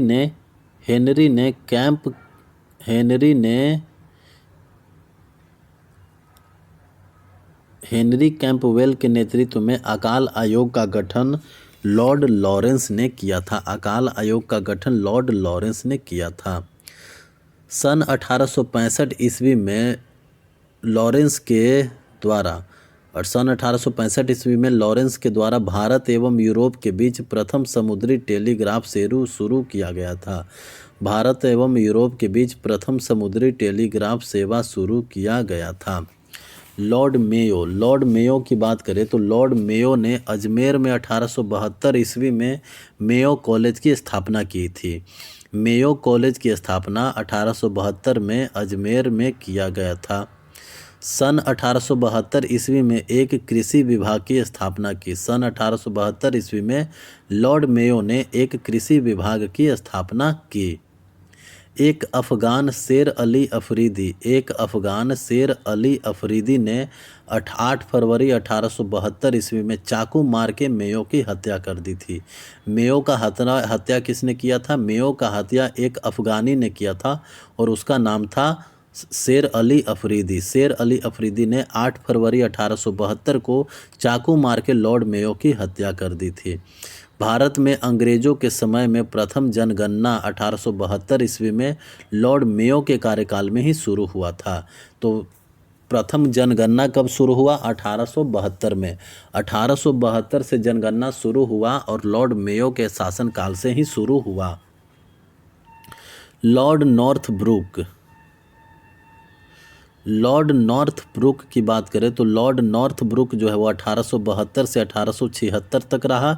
लॉर्ड नॉर्थब्रुक के समय में बंगाल में भयानक अकाल पड़ गया था। नॉर्थब्रुक के समय ही बंगाल में भयानक अकाल पड़ा। नॉर्थब्रुक ने बड़ौदा के मल्हार राव गायकवाड़ को भ्रष्टाचार के आरोप में पदच्युत कर मद्रास भेज दिया था। मल्लाह राव गायकवाड़ पर भ्रष्टाचार का आरोप लगा दिया था नॉर्थब्रुक ने। लॉर्ड नॉर्थब्रुक ने यह घोषणा की घोषणा किया कि मेरा उद्देश्य करों को हटाना तथा अनावश्यक वैधानिक कार्रवाइयों को बंद करना है। लॉर्ड नॉर्थब्रुक ने कहा था कि मेरा उद्देश्य करों को हटाना तथा अनावश्यक वैधानिक कार्रवाइयों को बंद करना है। पंजाब का प्रसिद्ध कूका आंदोलन जो है वो नॉर्थब्रुक के समय ही हुआ था। पंजाब का कूका आंदोलन जो है वो नॉर्थब्रुक के समय हुआ था। नॉर्थब्रुक के समय में स्वेज नहर खुल जाने से भारत एवं ब्रिटेन के बीच व्यापार में वृद्धि हुई। स्वेज नहर खुल जाने से भारत और ब्रिटेन के बीच में व्यापार की वृद्धि हुई। तो लॉर्ड नॉर्थब्रुक के बाद आता है लॉर्ड लिट्टन। लॉर्ड लिट्टन जो है वो 1876 से 1880 तक रहा वाइसराय। लॉर्ड लिट्टन जो है वो एक प्रसिद्ध उपन्यासकार, निबंध लेखक एवं साहित्यकार था। लॉर्ड लिट्टन एक प्रसिद्ध उपन्यासकार, निबंध लेखक एवं साहित्यकार था। साहित्यकाश में इसे ओवन मेरीडिथ के नाम से जाना जाता है। ओवन मेरीडिथ के नाम से जाना जाता है लॉर्ड लिट्टन। लॉर्ड लिट्टन के समय में बम्बई, मद्रास, हैदराबाद, पंजाब, मध्य भारत आदि में भयानक अकाल पड़ा। लॉर्ड लिट्टन के समय में बम्बई, मद्रास, हैदराबाद, पंजाब, मध्य भारत आदि में भयानक अकाल पड़ा। लॉर्ड लिट्टन ने रिचर्ड स्ट्रेची की अध्यक्षता में 1878 में एक अकाल आयोग का नियुक्ति किया। अकाल आयोग का गठन किसने किया था? लॉर्ड लिट्टन ने। लॉर्ड लिट्टन ने अकाल आयोग का गठन किया था 1878 ईस्वी में। और अकाल आयोग के अध्यक्ष कौन थे? अकाल आयोग के अध्यक्ष थे रिचर्ड स्ट्रेची। रिचर्ड स्ट्रेची जो है वो अकाल आयोग का अध्यक्ष था। 1 जनवरी 1877 ईस्वी को ब्रिटेन की महारानी विक्टोरिया को कैसर ए हिंद की उपाधि प्रदान की गई। कैसर ए हिंद की उपाधि विक्टोरिया को कब प्रदान की गई? 1 जनवरी 1877 को। 1 जनवरी 1877 को इंग्लैंड की महारानी विक्टोरिया को कैसर ए हिंद उपाधि प्रदान करने के लिए दिल्ली दरबार का आयोजन किया गया था। मार्च 1878 ईस्वी में लिट्टन ने भारतीय समाचार पत्र अधिनियम वर्नाकुलर प्रेस एक्ट पारित कर भारतीय समाचारों पत्र पर कठोर प्रतिबंध लगा दिया गया था। तो वर्नाक्यूलर प्रेस एक्ट किसने लागू किया था? लॉर्ड लिट्टन ने। वर्नाकुलर प्रेस एक्ट जो है वो 1878 में लॉर्ड लिट्टन ने लागू किया था। विशेषकर राष्ट्रवादी समाचार पत्र सोम प्रकाश को प्रतिबंधित करने के लिए। विशेषकर एक समाचार पत्र था सोम प्रकाश को प्रतिबंधित करने के लिए ही लॉर्ड लिट्टन ने वर्नाक्यूलर प्रेस एक्ट लगाया था। इस कानून में प्रावधान था कि अगर किसी अखबार में कोई आपत्तिजनक चीज़ छपती है तो सरकार उसकी प्रिंटिंग प्रेस सहित सारी संपत्ति को जब्त कर सकती है। नोट: पायनियर अखबार ने वर्नाक्यूलर प्रेस एक्ट 1878 का समर्थन किया था। तो ये क्वेश्चन आता है कि वर्नाक्यूलर प्रेस एक्ट का समर्थन किसने किया था? वर्नाक्यूलर प्रेस एक्ट 1878 का समर्थन किया था पायनियर अखबार ने। पायनियर अखबार ने वर्नाक्यूलर प्रेस एक्ट को समर्थन किया था। लिट्टन के समय में सन 1878 ईस्वी को भारतीय शस्त्र अधिनियम पारित हुआ था। भारतीय शस्त्र अधिनियम 1878 में ही लॉर्ड लिट्टन के समय पारित हुआ था, जिसके तहत शस्त्र रखने एवं व्यापार करने के लिए लाइसेंस को अनिवार्य बना दिया गया था। कि शस्त्र अधिनियम आया 1878 में, और इसके तहत शस्त्र रखने या व्यापार करने के लिए लाइसेंस को अनिवार्य बना दिया गया था। सिविल सेवा परीक्षाओं में प्रवेश की अधिकतम आयु जो है वो 21 वर्ष से घटाकर 19 वर्ष कर दिया गया था। लॉर्ड लिट्टन के समय ही सिविल सेवा परीक्षा का जो उम्र था वो 21 से घटाकर 19 कर दिया गया था। 1857 में सिविल सेवा परीक्षा में सम्मिलित होने की आयु 23 वर्ष निर्धारित की गई थी, जिसको 1859 में घटा करके 22 वर्ष कर दिया गया, और उसके बाद 1866 में 21 वर्ष कर दिया, और उसके बाद 1878 के आसपास लिट्टन ने 19 वर्ष कर दिया। लॉर्ड लिट्टन ने अलीगढ़ में एक मुस्लिम एंग्लो प्राच्य महाविद्यालय की स्थापना की थी। मुस्लिम एंग्लो प्राच्य महाविद्यालय की स्थापना लॉर्ड लिट्टन ने किया था अलीगढ़ में। लॉर्ड रिपन की बात करें तो लॉर्ड रिपन जो है वो 1880 से 1884 ईस्वी तक शासन बना। लॉर्ड रिपन जो है 1880 से 1884 तक वायसराय रहा। प्रधानमंत्री ग्लैडस्टोन के परामर्श पर लॉर्ड रिपन ने सर्वप्रथम समाचार पत्रों की स्वतंत्रता को बहाल करते हुए सन 1882 ईस्वी में वर्नाक्यूलर प्रेस एक्ट को समाप्त कर दिया। तो वर्नाक्यूलर प्रेस एक्ट जो लॉर्ड लिट्टन ने लगाया था उसको समाप्त किया लॉर्ड रिपन ने प्रधानमंत्री ग्लैडस्टोन से सलाह मशवरा करके वर्नाक्यूलर प्रेस एक्ट को 1882 ईस्वी में समाप्त कर दिया। 1878 में वर्नाक्यूलर प्रेस एक्ट लगाया गया था लॉर्ड लिट्टन के द्वारा, और 1882 में लॉर्ड रिपन के द्वारा वर्नाक्यूलर प्रेस एक्ट जो है वो समाप्त कर दिया गया। भारतीय भाषाओं में प्रकाशित होने वाले समाचार पत्रों को भी वही सुविधा दी गई जो अन्य समाचार पत्रों को प्राप्त था। लॉर्ड रिपन ने सिविल सेवा में प्रवेश की अधिकतम आयु जो लिट्टन ने 21 से 19 कर दिया था, उसको लॉर्ड रिपन ने 19 वर्ष से बढ़ा करके 21 वर्ष कर दिया। सिविल सेवा में प्रवेश करने की जो उम्र थी उसको 19 से बढ़ा करके लॉर्ड रिपन ने 21 कर दिया। लॉर्ड रिपन ने स्थानीय स्वशासन की शुरुआत की। 18 मई 1882 को स्थानीय स्वशासन संबंधी एक कानून बनाया, जिसके आधार पर विभिन्न प्रांतों में 1833 से 1883 से 1885 के मध्य स्थानीय स्वशासन संबंधी कानून बनाए गए। तो स्थानीय स्वशासन का शुरुआत किसने किया? स्थानीय स्वशासन का शुरुआत जो है वो लॉर्ड रिपन ने ही किया था। लॉर्ड रिपन के समय में भारत में सन 1881 में सर्वप्रथम नियमित जनगणना करवाई गई। तब से लेकर अब तक प्रत्येक 10 वर्ष के अंतराल पर जनगणना की जाती है, और 1881 की जनगणना में हैदराबाद और राजपूतानों को नहीं जोड़ा गया था। तो नियमित जनगणना शुरू हुआ था इसे 1872 में, लेकिन नियमित जनगणना जो है वो 1881 से शुरू हुआ।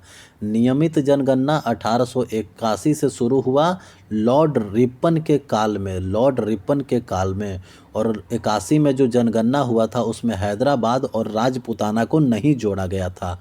भारत में पहली बार सन 1872 में जनगणना हुई थी, परंतु इसमें भारत के संपूर्ण भागों का प्रतिनिधित्व नहीं था।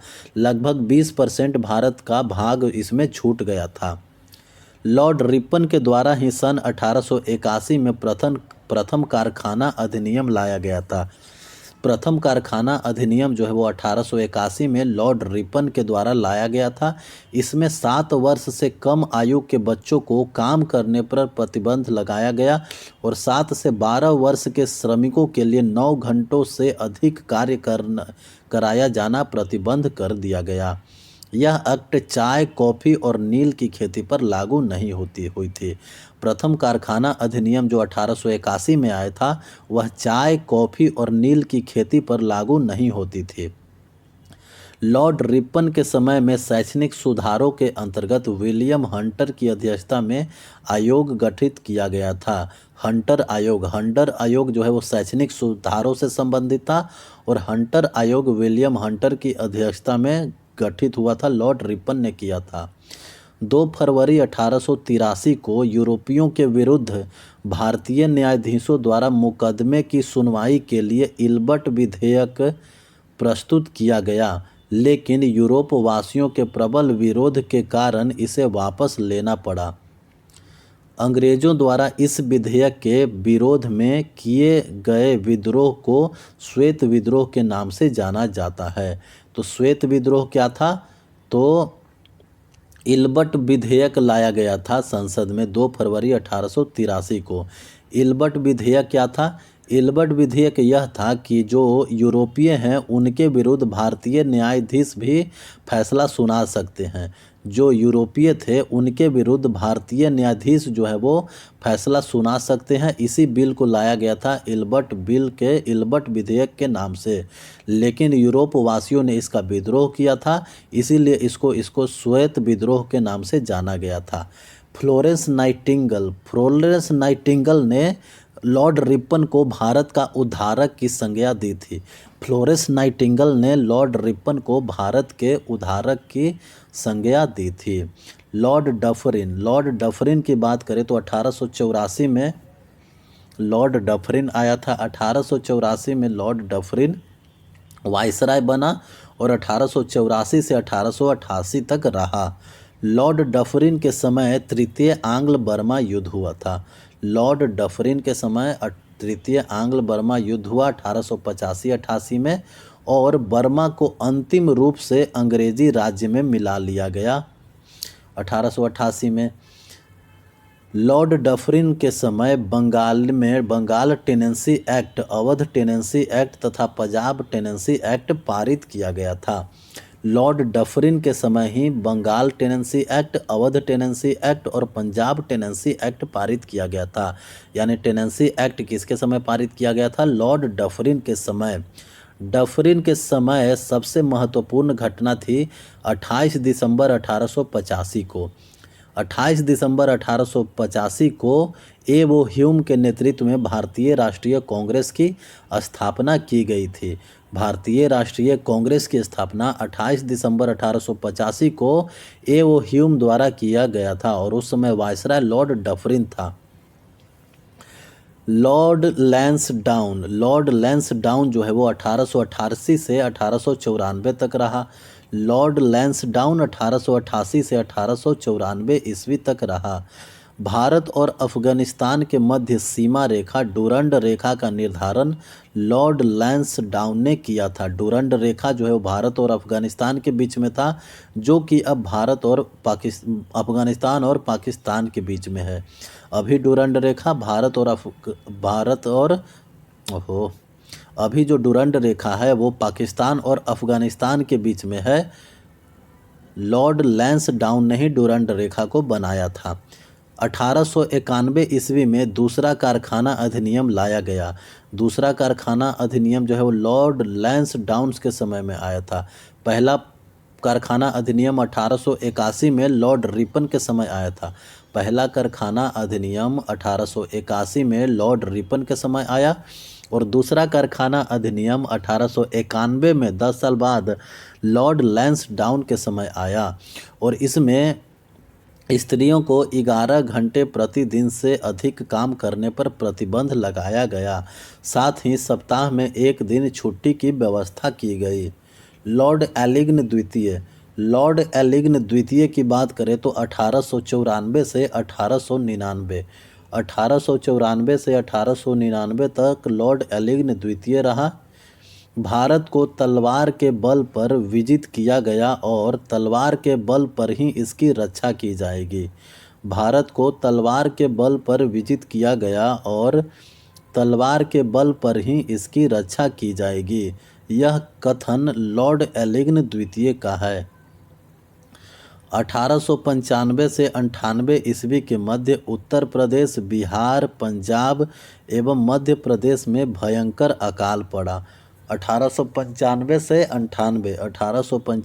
98 ईस्वी के मध्य उत्तर प्रदेश, बिहार, पंजाब एवं मध्य प्रदेश में भयंकर अकाल पड़ा था लॉर्ड एलिग्न द्वितीय के समय। बिहार, पंजाब, मध्य प्रदेश में अकाल पड़ा था लॉर्ड एलिग्न द्वितीय के समय में। एलिग्न द्वितीय ने ही बोला है था कि भारत को तलवार के बल पर विजित किया गया है और तलवार के बल पर ही इसकी रक्षा की जाएगी। लॉर्ड कर्जन जो है वह 1899 से 1905 तक वायसराय रहा। लॉर्ड कर्जन 1899 से 1905 ईस्वी तक वायसराय रहा। 1899 में कर्जन ने भारतीय टंकन और पत्र मुद्रा अधिनियम पारित कराकर अंग्रेजी स्वर्ण मुद्रा को भारत की कानूनी मुद्रा घोषित कर दिया। भारतीय टंकन और पत्र मुद्रा अधिनियम पारित करवाया था लॉर्ड कर्जन ने 1899 में और अंग्रेजी स्वर्ण मुद्रा को भारत की कानूनी मुद्रा घोषित कर दिया। शासन की कार्य क्षमता के आधार पर लॉर्ड कर्जन ने रिपन द्वारा स्थापित स्थानीय स्वशासन की प्रणाली पर आघात किया और 1899 में कलकत्ता कॉरपोरेशन अधिनियम बनाया। कलकत्ता कॉरपोरेशन अधिनियम 1899 में लॉर्ड कर्जन के द्वारा बनाया गया। लॉर्ड कर्जन ने सन 1901 में सर कॉलिंस स्कॉट मॉनक्रिफ की अध्यक्षता में एक सिंचाई आयोग का गठन किया। सिंचाई आयोग का गठन लॉर्ड कर्जन ने किया सर कॉलिंस स्कॉट मॉनक्रिफ की अध्यक्षता में। थॉमस रॉबर्टसन की अध्यक्षता में एक रेलवे आयोग का गठन 1902 ईस्वी में किया गया। थॉमस रॉबर्टसन की अध्यक्षता में रेलवे आयोग का गठन लॉर्ड कर्जन ने किया। 1902 में सर एंड्रयूज फ्रेजर की अध्यक्षता में एक पुलिस आयोग का गठन किया लॉर्ड कर्जन ने एक पुलिस आयोग का भी गठन किया। लॉर्ड कर्जन ने एक पुलिस आयोग का गठन किया सर एंड्रयू फ्रेजर की अध्यक्षता में और सर टॉमस रैले की अध्यक्षता में विश्वविद्यालय आयोग का भी गठन किया। तो 1901 में सिंचाई आयोग का गठन किया कर्जन ने सर कॉलिंस स्कॉट मैटक्रिफ की अध्यक्षता में। 1901 में ही थॉमस रॉबर्टसन की अध्यक्षता में रेलवे आयोग का गठन लॉर्ड कर्जन ने किया। पुलिस आयोग का गठन 1902 में किया गया लॉर्ड कर्जन के द्वारा और अध्यक्ष बनाए गए सर एंड्रयूज फ्रेजर और विश्वविद्यालय आयोग का गठन किया गया। अध्यक्ष बनाए गए सर टॉमस रैले। 1904 ईस्वी में भारतीय विश्वविद्यालय अधिनियम पास किया गया। 1904 ईस्वी में भारतीय विश्वविद्यालय अधिनियम पास किया गया था। लॉर्ड कर्जन ने सर एंटनी मैकडॉनल की अध्यक्षता में एक अकाल आयोग का गठन किया एवं सैन्य अधिकारियों के प्रशिक्षण के लिए क्वेटा में एक कॉलेज की स्थापना की। तो अकाल आयोग का गठन सर एंटनी मैकडॉनल की अध्यक्षता में लॉर्ड कर्जन ने किया और क्वेटा में एक कॉलेज स्थापित किया जिसमें सैन्य प्रशिक्षण जो है वो दिया जाता था। प्राचीन स्मारक परीक्षण अधिनियम 1904 ईस्वी के द्वारा कर्जन ने भारत में पहली बार ऐतिहासिक इमारतों की सुरक्षा एवं मरम्मत की ओर ध्यान दिया। इस कार्य के लिए कर्जन ने भारतीय पुरातत्व विभाग की स्थापना की। भारतीय पुरातत्व विभाग की स्थापना किसने किया था? लॉर्ड कर्जन ने। लॉर्ड कर्जन ने भारतीय पुरातत्व विभाग का स्थापना किया था 1904 में। कर्जन के समय 1904 में सहकारी उधार समिति अधिनियम बनाया गया। कर्जन ने 1904 में सहकारी उधार समिति अधिनियम बनाया जिसके द्वारा सहकारी समितियों की स्थापना करके किसानों को उचित ब्याज पर रुपया कर्ज देने की व्यवस्था की गई। लॉर्ड कर्जन ने कृषि बैंक भी खुलवाए थे। लॉर्ड कर्जन ने कृषि बैंक खुलवाए थे। लॉर्ड कर्जन ने 1901 में कृषि इंस्पेक्टर जनरल की नियुक्ति की थी। कृषि इंस्पेक्टर जनरल की नियुक्ति लॉर्ड कर्जन ने 1901 में किया था और लॉर्ड कर्जन के समय ही 1905 में पूसा में एक कृषि अनुसंधान संस्थान खोला गया। कर्जन के समय ही पहली बार प्रत्येक प्रांत और केंद्र स्तर पर एक निदेशक के अधीन एक पृथक गुप्तचर विभाग की स्थापना की गई। तो गुप्तचर विभाग की स्थापना भी लॉर्ड कर्जन के समय ही किया गया। लॉर्ड कर्जन के समय किचनर परीक्षा को सैनिक परीक्षा में शामिल करके सेना की युद्ध क्षमता को बढ़ाया गया। तो किचनर परीक्षा क्या होता था? किचनर परीक्षा जो है वो सैनिक का युद्ध क्षमता जो है वो जांचता था। किचनर परीक्षा किसने लागू किया था? लॉर्ड कर्जन ने। लॉर्ड कर्जन के कार्यकाल के दौरान कलकत्ता में विक्टोरिया मेमोरियल हॉल का निर्माण किया गया। विक्टोरिया मेमोरियल हॉल का निर्माण कलकत्ता में किया गया लॉर्ड कर्जन के समय। लॉर्ड कर्जन के भारत विरोधी कार्यों में सर्वाधिक महत्वपूर्ण कार्य क्या था कि लॉर्ड कर्जन के समय ही 1905 में बंगाल का विभाजन किया गया। 1905 में लॉर्ड कर्जन के समय ही बंगाल का विभाजन किया गया। 19 जुलाई 1905 को बंगाल विभाजन के निर्णय की घोषणा की गई और शिमला में की गई थी घोषणा, और इसका प्रारूप प्रकाशित किया गया। सितंबर 1905 में उसे सम्राट ने भी स्वीकृति दे दी। 16 अक्टूबर 1905 को इस बंगाल विभाजन की योजना को लागू कर दिया गया। यानी बंगाल विभाजन का जो घोषणा है वो 19 जुलाई 1905 को शिमला में हुआ और 16 अक्टूबर 1905 को बंगाल विभाजन जो है वो लागू कर दिया गया। बंगाल को दो प्रांतों में बांट दिया गया, एक पूर्वी बंगाल और असम प्रांत और दूसरा पश्चिमी बंगाल। पूर्वी बंगाल का जो है मुख्यालय वो ढाका में बनाया गया और lieutenant governor sir Andrew Fraser को बनाया गया। गवर्नर जनरल की कार्यकारिणी के सैनिक सदस्य के अधिकारों के प्रश्न पर कर्जन का प्रधान सेनापति किचनर से मतभेद हो गया, जिसमें भारत सचिव ने किचनर का पक्ष लिया और इससे असंतुष्ट होकर अगस्त 1905 में लॉर्ड कर्जन ने त्यागपत्र दे दिया। तो लॉर्ड कर्जन ने त्यागपत्र क्यों दिया? तो गवर्नर जनरल की कार्यकारिणी के सैनिक सदस्य के अधिकारों के प्रश्न पर कर्जन का प्रधान सेनापति किचनर से मतभेद हो गया, जिसमें भारत सचिव ने किचनर का पक्ष लिया और इससे असंतुष्ट होकर अगस्त 1905 में लॉर्ड कर्जन ने त्यागपत्र दे दिया। तो लॉर्ड कर्जन के बाद आता है लॉर्ड मिंटो द्वितीय। लॉर्ड मिंटो द्वितीय जो है वो 1905 से 1910 तक रहता है। लॉर्ड मिंटो द्वितीय के समय आगा खां एवं सलीम उल्लाह खां के द्वारा ढाका में 1906 में मुस्लिम लीग की स्थापना की गई। मुस्लिम लीग की स्थापना 1906 में लॉर्ड मिंटो द्वितीय के समय आगा खां एवं सलीम उल्लाह खां ने किया। 1907 में कांग्रेस के सूरत अधिवेशन में कांग्रेस का विभाजन हो गया। कांग्रेस का सूरत विभाजन के समय ही लॉर्ड मिंटो द्वितीय वायसराय था। लॉर्ड मिंटो द्वितीय के शासनकाल में 1907 में आंग्ल एवं रूसी प्रतिनिधि मंडलों के बीच बैठक हुई थी। मुसलमानों के लिए अलग निर्वाचन व्यवस्था मार्ले मिंटो सुधार अधिनियम 1909 के द्वारा किया गया। लॉर्ड मिंटो द्वितीय के समय ही मार्ले मिंटो सुधार अधिनियम 1909 आया था।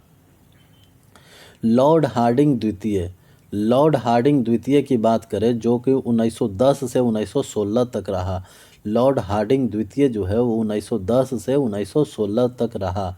लॉर्ड हार्डिंग द्वितीय के समय ब्रिटेन के राजा जॉर्ज पंचम भारत आए। लॉर्ड हार्डिंग द्वितीय के समय ब्रिटेन के राजा जॉर्ज पंचम भारत आए। 12 दिसंबर 1911 ईस्वी में दिल्ली में एक भव्य दरबार का आयोजन हुआ। यहाँ पर बंगाल विभाजन को रद्द करने की घोषणा की गई एवं भारत की राजधानी कलकत्ता से दिल्ली स्थानांतरित करने की घोषणा की गई।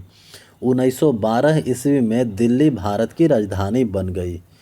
23 दिसंबर 1912 ईस्वी को लॉर्ड हार्डिंग पर दिल्ली में बम फेंका गया। लॉर्ड हार्डिंग द्वितीय पर दिल्ली में बम फेंका गया 23 दिसंबर 1912 को। इस कांड में भाई बाल मुकुंद को फांसी की सजा दी गई। लॉर्ड हार्डिंग द्वितीय के समय 28 जुलाई 1914 ईस्वी को प्रथम विश्व युद्ध जो है वो प्रारंभ हुआ। प्रथम विश्व युद्ध प्रारंभ हुआ कब? 28 जुलाई 1914 को, और उस समय भारत में वायसराय थे लॉर्ड हार्डिंग द्वितीय। लॉर्ड हार्डिंग द्वितीय के शासनकाल में फिरोज शाह मेहता ने बॉम्बे क्रॉनिकल एवं गणेश शंकर विद्यार्थी ने प्रताप का प्रकाशन किया।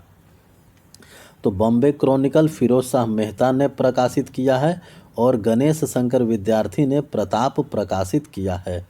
1916 ईस्वी में लॉर्ड हार्डिंग को बनारस हिंदू विश्वविद्यालय का कुलाधिपति नियुक्त किया गया था। 1916 में बनारस हिंदू विश्वविद्यालय का कुलाधिपति लॉर्ड हार्डिंग द्वितीय को नियुक्त किया गया था। लॉर्ड हार्डिंग द्वितीय के बाद आता है लॉर्ड चेम्सफोर्ड। लॉर्ड चेम्सफोर्ड जो है वो भारत में वायसराय बनकर रहा 1916 से 1921 तक। कांग्रेस के लखनऊ अधिवेशन जो 1916 में हुआ था, कांग्रेस का लखनऊ अधिवेशन में ही एकीकरण हुआ और मुस्लिम लीग के साथ समझौता हुआ। तो कांग्रेस का जो लखनऊ अधिवेशन हुआ था उस समय वायसराय लॉर्ड चेम्सफोर्ड ही था। उस समय वायसराय कौन था? Lord Chelmsford. 1916 में पूना में महिला विश्वविद्यालय की स्थापना हुई। 1916 में पूना में महिला विश्वविद्यालय की स्थापना हुई। लॉर्ड चेम्सफोर्ड के काल में 1917 में शिक्षा पर सैडलर आयोग का गठन किया गया। तो सैडलर आयोग का गठन 1917 में लॉर्ड चेम्सफोर्ड ने किया था और सैडलर आयोग जो है वो शिक्षा से संबंधित था। चेम्सफोर्ड के समय ही 1919 में रॉलेट एक्ट पारित किया गया था। रॉलेट एक्ट कब पारित किया गया था? 1919 में, और उस समय भारत का वायसराय लॉर्ड चेम्सफोर्ड था। लॉर्ड चेम्सफोर्ड के काल में 13 अप्रैल 1919 ईस्वी को जालियांवाला बाग हत्याकांड हुआ अमृतसर में। जालियांवाला बाग हत्याकांड 13 अप्रैल 1919 को हुआ और उस समय भारत का वायसराय लॉर्ड चेम्सफोर्ड था। खिलाफत आंदोलन एवं गांधी जी का असहयोग आंदोलन लॉर्ड चेम्सफोर्ड के समय ही हुआ था। गांधी जी का खिलाफत आंदोलन और असहयोग आंदोलन जो है वो लॉर्ड चेम्सफोर्ड के काल में ही हुआ था। तृतीय अफगान युद्ध लॉर्ड चेम्सफोर्ड के समय में हुआ था। तृतीय अफगान युद्ध। लॉर्ड चेम्सफोर्ड के बाद आते हैं लॉर्ड रीडिंग। लॉर्ड रीडिंग 1921 से 1926 तक रहा। लॉर्ड रीडिंग 1921 से 1926 तक रहा। 1921 ईस्वी में मोपला विद्रोह हुआ था लॉर्ड रीडिंग के समय में। 1921 में मोपला विद्रोह हुआ था। 1921 में एम.एन. राय द्वारा भारतीय कम्युनिस्ट पार्टी का गठन किया गया। 1921 में एम.एन. राय ने भारतीय कम्युनिस्ट पार्टी का गठन किया। लॉर्ड रीडिंग के काल में ही प्रिंस ऑफ वेल्स ने नवंबर 1921 में भारत की यात्रा की और इस दिन पूरे भारत में हड़ताल का आयोजन किया गया। तो प्रिंस ऑफ वेल्स भारत की यात्रा किए थे, उस समय वायसराय थे Lord Reading. Prince of Wales ने भारत की यात्रा नवंबर 1921 में किया था और इस दिन पूरे भारत में हड़ताल किया गया था। 5 फरवरी 1922 को चौरी चौरा का कांड हुआ था। चौरी चौरा का कांड कब हुआ था? 5 फरवरी 1922 को। और चौरा चौरी कांड के समय वायसराय कौन थे? लॉर्ड रीडिंग जो है वो चौरा चौरी कांड के समय वायसराय थे। उत्तर प्रदेश के गोरखपुर जिले में चौरा चौरी कांड हुआ था और चौरा चौरी कांड के बाद गांधी जी ने अपना असहयोग आंदोलन वापस ले लिया था। असहयोग आंदोलन शुरू किया गया था लॉर्ड चेम्सफोर्ड के समय में ना। असहयोग आंदोलन जो है वो चेम्सफोर्ड के समय में शुरू किया गया था और लॉर्ड रीडिंग के समय में वापस ले लिया गया था क्योंकि चौरा चौरी कांड हो गया था। असहयोग आंदोलन गांधी जी ने वापस ले लिया। भारत में 1922 ईस्वी से इलाहाबाद में सिविल सेवा परीक्षा की शुरुआत हुई। भारत में 1922 से इलाहाबाद में सिविल सेवा परीक्षा की शुरुआत हुई। 1922 में विश्व भारती विश्वविद्यालय ने कार्य करना प्रारंभ किया था। विश्व भारती विद्यालय ने कार्य करना कब से प्रारंभ किया? 1922 से।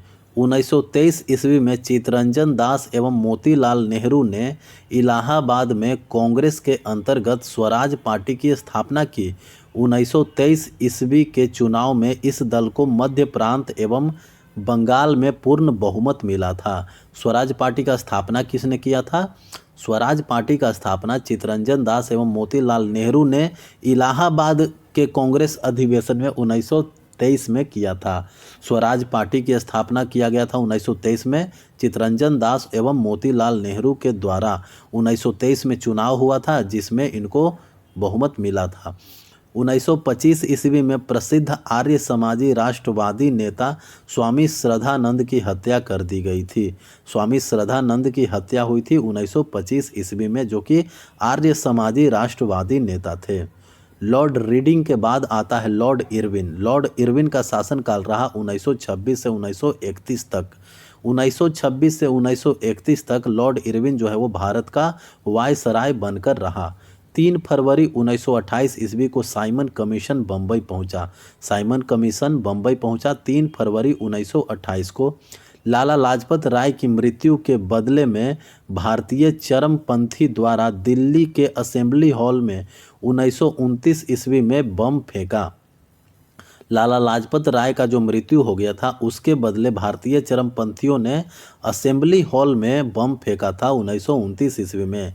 लाहौर जेल में जतिन दास ने 13 जुलाई 1929 ईस्वी को भूख हड़ताल शुरू किया। वह भूख हड़ताल के 64वें दिन 13 सितंबर 1929 को उनकी मृत्यु हो गई। भूख हड़ताल का कारण भारतीय एवं अंग्रेज कैदियों के बीच व्यवहार में किया जाने वाला भेदभाव था। तो 64 दिन का भूख हड़ताल किसने किया था? जतिन दास ने। 64 दिन का भूख हड़ताल जतिन दास ने किया था। 13 जुलाई 1929 को भूख हड़ताल शुरू हुआ और 13 सितंबर 1929 को उनकी जतिन दास की मृत्यु हो गई। भूख हड़ताल क्यों हुआ था? क्योंकि भारतीय कैदी और जो यूरोपीय कैदी थी, वो दोनों के बीच में भेदभाव किया जाता था। 1929 ईस्वी में कांग्रेस के लाहौर अधिवेशन में पूर्ण स्वराज का लक्ष्य निर्धारित किया गया और 26 जनवरी 1930 ईस्वी को स्वतंत्रता दिवस मनाने की घोषणा की गई। 1929 ईस्वी में कांग्रेस के लाहौर अधिवेशन जो हुआ था, लाहौर अधिवेशन में ही पूर्ण स्वराज का लक्ष्य रखा गया और यह माना गया कि 26 जनवरी 1930 को स्वतंत्रता दिवस मनाएंगे। 26 जनवरी 1930 को स्वतंत्रता दिवस घोषित किया गया। लॉर्ड इरविन के समय ही सब हुआ था। सविनय अवज्ञा आंदोलन के दौरान महात्मा गांधी को 5 मई 1930 ईस्वी को गिरफ्तार कर लिया गया था। महात्मा गांधी को सविनय अवज्ञा के दौरान 5 मई 1930 ईस्वी को गिरफ्तार कर लिया गया था और 25 जनवरी 1931 ईस्वी को वायसराय और इरविन बिना कोई शर्तों के उन्हें रिहा किया गया। वायसराय इरविन ने उनको बिना कोई शर्त के रिहा कर दिया। 12 नवंबर 1930 ईस्वी में लंदन में प्रथम गोलमेज सम्मेलन, इसी सम्मेलन में कांग्रेस ने भाग नहीं लिया था। लॉर्ड इरविन के समय ही पहला गोलमेज सम्मेलन लंदन में हुआ। पहला गोलमेज सम्मेलन कब हुआ? 12 नवंबर 1930 को। पहला गोलमेज सम्मेलन 12 नवंबर 1930 को हुआ। 4 मार्च 1931 को गांधी इरविन समझौता हुआ। 4 मार्च 1931 को गांधी इरविन समझौता हुआ और उस पर हस्ताक्षर किया गया और साथ ही सविनय अवज्ञा आंदोलन को स्थगित कर दिया गया। तो गांधी इरविन समझौता हुआ 4 मार्च 1931 को और 4 मार्च 1931 को ही सविनय अवज्ञा आंदोलन जो है वो स्थगित कर दिया गया। लॉर्ड वेलिंगटन जो है वो भारत का वायसराय रहा 1931 से 1936 तक। लॉर्ड वेलिंगटन जो है वो भारत का वायसराय रहा 1931 से 1936 तक। लॉर्ड वेलिंगटन के समय में लंदन में 7 सितंबर से 1 दिसंबर 1931 तक द्वितीय गोलमेज सम्मेलन का आयोजन हुआ। दूसरा गोलमेज सम्मेलन कब शुरू हुआ? 7 सितंबर 1931। 7 सितंबर 1931 को दूसरा गोलमेज सम्मेलन शुरू हुआ और इस सम्मेलन में कांग्रेस ने भी भाग लिया। कांग्रेस का प्रतिनिधित्व गांधी जी ने किया। दूसरे गोलमेज सम्मेलन की असफलता के बाद गांधी जी ने 3 जनवरी 1932 को गांधी जी ने दोबारा सविनय अवज्ञा आंदोलन प्रारंभ किया। गांधी जी ने दोबारा सविनय अवज्ञा आंदोलन प्रारंभ किया क्योंकि दूसरा गोलमेज सम्मेलन जो है वो असफल रहा। पुनः सविनय अवज्ञा आंदोलन कब शुरुआत किया गया? 3 जनवरी 1932 को। 16 अगस्त 1932 में रैमजे मैकडोनाल्ड ने विवादास्पद सांप्रदायिक पंचायत की घोषणा की। सांप्रदायिक पंचायत की घोषणा कब की गई? 16 अगस्त 1932 को। 16 अगस्त 1932 को रैमजे मैकडोनाल्ड ने विवादास्पद सांप्रदायिक पंचायत की घोषणा की और सांप्रदायिक पंचायत के अनुसार दलितों को हिंदुओं से अलग मानकर उन्हें अलग प्रतिनिधित्व देने को कहा गया और दलित वर्गों के लिए अलग निर्वाचन मंडल का प्रावधान किया गया। इससे गांधी जी बहुत दुखी हुए और उन्हें इसे हटाने के लिए आमरण उपवास आरंभ कर दिया। अंत में एक समझौता हुआ जिसे प्रायः पूना समझौता कहते हैं। पूना समझौता किया गया जिसमें दलित वर्गों के लिए साधारण वर्गों में ही सीटों का आरक्षण दिया गया और पूना समझौता 24 सितंबर 1932 को हुआ था। पूना समझौता क्यों हुआ गया था?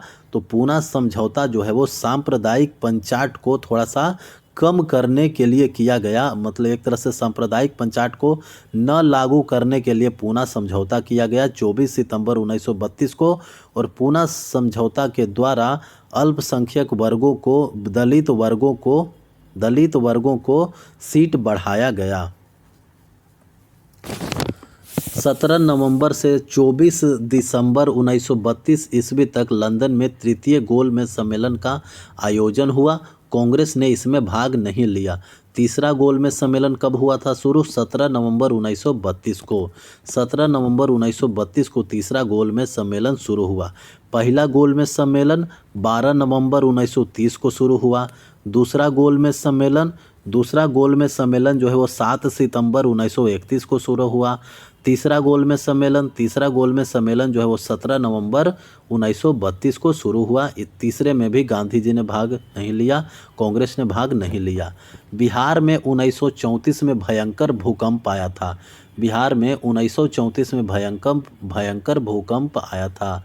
भारत शासन अधिनियम 1935 पास किया गया किसके काल में? लॉर्ड वेलिंगटन के काल में। लॉर्ड वेलिंगटन के काल में भारत शासन अधिनियम 1935 आया। लॉर्ड वेलिंगटन ने कांग्रेस के बम्बई अधिवेशन 1915 ईस्वी में हिस्सा लिया था। इस अधिवेशन की अध्यक्षता सर सत्येंद्र प्रसन्न सिन्हा ने की थी। लॉर्ड वेलिंगटन ने कांग्रेस के बम्बई अधिवेशन 1915 में हिस्सा लिया था और इस अधिवेशन की अध्यक्षता सर सत्येंद्र प्रसन्न सिन्हा ने किया था। कांग्रेस का जो 1915 वाला अधिवेशन हुआ था उसका अध्यक्षता सर सत्येंद्र प्रसन्न सिन्हा ने किया था और इसमें लॉर्ड वेलिंगटन जो है वो भाग लिया था। लॉर्ड वेलिंगटन के बाद आता है लॉर्ड लिन लिथगो। लॉर्ड लिन लिथगो जो है वो 1836 से 1943 तक रहा। 1936 से 1943 ईस्वी तक लॉर्ड लिन लिथगो रहा। लॉर्ड लिन लिथगो जो है वो 1936 ईस्वी से 1943 ईस्वी तक रहा। लॉर्ड लिन लिथगो के समय में पहली बार चुनाव कराए गए। कांग्रेस ने 11 में से 8 प्रांतों में सरकारें बनाई, अपनी सरकार बनाई। कांग्रेस ने 11 में से 8 प्रांत में कांग्रेस ने अपनी सरकार बनाई। पहली बार चुनाव किसके वायसराय के दौरान किया गया? लॉर्ड लिन लिथगो। लॉर्ड लिन लिथगो के काल में पहली बार चुनाव करवाया गया। उसमें कांग्रेस ने 11 प्रांतों में से 8 प्रांत में अपनी सरकारें बना ली और वो 8 प्रांत कौन थे? पहला बम्बे, दूसरा मद्रास, तीसरा बिहार, चौथा संयुक्त राज्य, 5वां मध्य प्रांत, छठा उड़ीसा, 7वां उत्तरी पश्चिमी सीमांत प्रांत, 8वां असम। तो 11 में से ये 8 प्रांतों में कांग्रेस ने अपनी सरकार बनाई। प्रथम 6 प्रांतों में कांग्रेस को स्पष्ट बहुमत मिला था, लेकिन 7वां और 8वां जो प्रांत था, बंगाल, असम और उत्तरी पश्चिम सीमा प्रांत, पंजाब और सिंध में कांग्रेस को पूर्ण बहुमत नहीं मिला था। तो 6 गो प्रांत में यानी बॉम्बे, मद्रास, बिहार, संयुक्त प्रांत, मध्य प्रांत और उड़ीसा, इसमें तो कांग्रेस को बहुमत मिला था। और बंगाल, असम, उत्तर पश्चिमी सीमा प्रांत, पंजाब और सिंध में कांग्रेस को पूर्ण बहुमत नहीं मिला था। 1 सितंबर 1939 ईस्वी को द्वितीय विश्व युद्ध प्रारंभ हुआ। दूसरा विश्व युद्ध कब प्रारंभ हुआ? दूसरा विश्व युद्ध जो है वो 1 सितंबर 1939 ईस्वी को प्रारंभ हुआ। लॉर्ड लिनलिथगो के शासनकाल में ब्रिटिश सरकार ने बिना भारतीयों से पूछे भारत को भी युद्ध में झोंक दिया। कांग्रेस ने इसका विरोध करते हुए नारा दिया, न कोई भाई न कोई पाई। इसने अपने द्वारा शासित प्रांतों के सभी मंत्रिमंडलों से त्याग पत्र दे दिया। कांग्रेस ने अपने द्वारा शासित प्रांतों से सभी मंत्रिमंडलों से त्याग पत्र दे दिया। 1 मई 1939 ईस्वी में सुभाष चंद्र बोस ने फॉरवर्ड ब्लॉक नाम की एक नई पार्टी बनाई। तो फॉरवर्ड ब्लॉक की स्थापना किसने की? फॉरवर्ड ब्लॉक की स्थापना सुभाष चंद्र बोस ने किया 1 मई 1939 ईस्वी को। मार्च 1940 ईस्वी में लीग ने मुस्लिम लीग के लाहौर अधिवेशन में पहली बार पाकिस्तान मांग की गई और इस प्रस्ताव का प्रारूप सिकंदर हयात खान ने बनाया था और फजलुल हक ने प्रस्तुत किया था। खलीकुज्जमा ने उसका समर्थन किया था। तो पहली बार पाकिस्तान का मांग कब किया गया था? तो 1940 मार्च 1940 में लीग का लाहौर अधिवेशन हो रहा था। मार्च 1940 में कांग्रेस लीग का लाहौर में अधिवेशन हुआ रहा था और उसी लाहौर अधिवेशन में पाकिस्तान की मांग की गई। ये जो पाकिस्तान का प्रारूप था वो सिकंदर हयात खान ने बनाया था और फजलुल हक ने प्रस्तुत किया था। खलीकुज्जमा ने इस प्रस्ताव का समर्थन किया था। 8 अगस्त 1940 ईस्वी को अगस्त प्रस्ताव आया। लॉर्ड लिनलिथगो के समय ही 8 अगस्त 1940 को अगस्त प्रस्ताव आया। अंग्रेज़ों के द्वारा यह अगस्त प्रस्ताव लाया गया था। मार्च 1942 ईस्वी में क्रिप्स मिशन जो है वो भारत आया। मार्च 1942 में क्रिप्स मिशन भारत आया। उस समय वायसराय लॉर्ड लिनलिथगो थे। कांग्रेस और मुस्लिम लीग दोनों ने क्रिप्स प्रस्तावों को अस्वीकार कर दिया। पंडित जवाहरलाल नेहरू एवं मौलाना आज़ाद क्रिप्स मिशन के साथ कांग्रेस के आधिकारिक वार्ताकार थे। तो क्रिप्स मिशन के साथ क्रिप्स जो मिशन आया था, क्रिप्स प्रस्ताव जो आया था उसके साथ कांग्रेस के आधिकारिक वार्ताकार कौन थे? तो जवाहरलाल नेहरू और मौलाना आज़ाद। जवाहरलाल नेहरू और मौलाना आज़ाद जो है वो कांग्रेस के तरफ से आधिकारिक वार्ताकार थे जो कि क्रिप्स के प्रस्ताव पर बात किए। 9 अगस्त 1942 ईस्वी को 9 अगस्त 1942 ईस्वी को कांग्रेस ने भारत छोड़ो आंदोलन प्रारंभ किया। भारत छोड़ो आंदोलन प्रारंभ हुआ था 9 अगस्त 1942 ईस्वी को। भारत छोड़ो आंदोलन को अगस्त क्रांति के नाम से भी जाना जाता है। अगस्त क्रांति के नाम से जाना जाता है भारत छोड़ो आंदोलन को। भारत छोड़ो आंदोलन किसके वायसराय, कौन सा वायसराय था? Lord Linlithgow. लॉर्ड लिनलिथगो के कार्यकाल में ही भारत छोड़ो आंदोलन की शुरुआत हुई थी। फिर आया लॉर्ड वेवेल। लॉर्ड वेवेल जो है वो 1944 से 1947 तक रहा। 1944 से 1947 तक रहा लॉर्ड वेवेल। वायसराय वेवेल ने 25 जून 1945 को शिमला में एक सम्मेलन बुलाया और इस सम्मेलन में कांग्रेस प्रतिनिधिमंडल का नेतृत्व अबुल कलाम आज़ाद ने किया। लॉर्ड वेवेल ने शिमला में एक सम्मेलन बनाया और इस सम्मेलन में कांग्रेस का प्रतिनिधिमंडल का नेतृत्व किसने किया? अबुल कलाम आज़ाद। गांधी जी ने इस सम्मेलन में भाग नहीं लिया। यद्यपि वे शिमला में उपस्थित थे। सम्मेलन के दौरान मुस्लिम लीग द्वारा यह शर्त रखी गई कि वायसराय की कार्यकारिणी परिषद में नियुक्त होने वाले सभी मुस्लिम सदस्यों का चयन वह स्वयं करेगी। मुस्लिम लीग का यह अड़ियल रुख 14 जुलाई तक बना रहा, अतः वेवेल 14 जुलाई 1945 को सम्मेलन के विफलता की घोषणा की। 1945 में बनी क्लीमेंट एटली की अध्यक्षता वाले लेबर पार्टी की सरकार द्वारा की गई प्रथम कार्यवाही के अंतर्गत भारत में आम चुनाव करवाया गया। तो लेबर पार्टी की सरकार बनी थी क्लीमेंट एटली की अध्यक्षता वाली। 1945 में क्लीमेंट एटली की अध्यक्षता वाली लेबर पार्टी की सरकार द्वारा की गई प्रथम कार्यवाही के अंतर्गत भारत में आम चुनाव करवाया गया। दिसंबर 1945 ईस्वी में घोषित चुनाव परिणामों में केंद्रीय विधानसभा तथा केंद्रीय विधानमंडलों में कांग्रेस को पर्याप्त बहुमत मिला। केंद्रीय विधानसभा में कांग्रेस को निर्वाचन क्षेत्रों में 91.3% मत मिले। मुस्लिम लीग ने सभी मुस्लिम सीटें जीत ली। प्रांतीय विधानमंडल में कांग्रेस को बम्बई, मद्रास, संयुक्त प्रांत बिहार, उड़ीसा और मध्य प्रांत में पूर्ण बहुमत मिला। मुस्लिम लीग को बंगाल तथा सिंध में बहुमत मिला। पंजाब में कांग्रेस, अकालियों और यूनियनिस्ट पार्टी की साझा सरकार बनी। कैबिनेट मिशन 1946 में भारत आया। कैबिनेट मिशन भारत कब आया? कैबिनेट मिशन जो है वो 1946 में भारत आया। इस मिशन के सदस्य थे स्टेफर्ड क्रिप्स, पैंथिक लॉरेंस और एवी अलेक्जेंडर। कैबिनेट मिशन जो 1946 में भारत आया उसके सदस्य कौन थे? स्टेफर्ड क्रिप्स, पैंथिक लॉरेंस और एवी अलेक्जेंडर। 20 फरवरी 1947 ईस्वी में प्रधानमंत्री लॉर्ड क्लीमेंट एटली जो कि लेबर पार्टी से थे, एटली ने हाउस ऑफ कॉमन्स में यह घोषणा की कि जून 1948 ईस्वी तक प्रभु सत्ता भारतीयों के हाथ में दे देंगे। लॉर्ड माउंटबेटन योजना।